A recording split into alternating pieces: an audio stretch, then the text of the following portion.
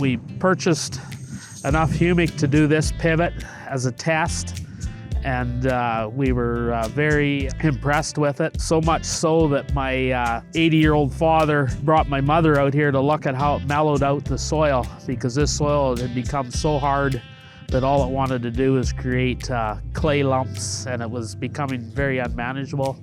And now it's really manageable. The really neat part was where the floater had spilled a little extra in the yard, and just how well it softened the ground in the yard where we had that spill. So not an infield application of that information, but it just proves the power of the product. I've been using Humic for the last 5 years. I've seen it perform in wet conditions and also in dry conditions, but I started using it for land reclamation, trying to revamp my salinity areas on my farm.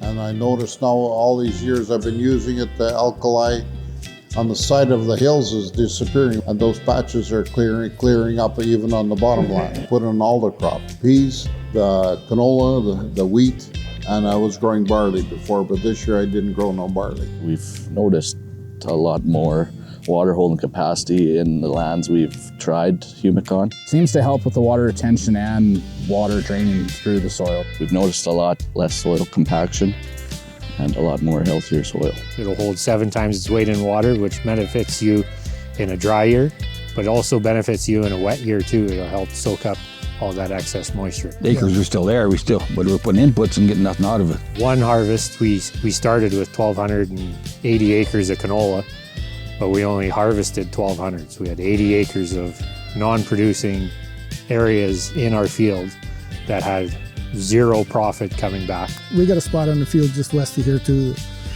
that never grew anything from forever. When Dad bought the place.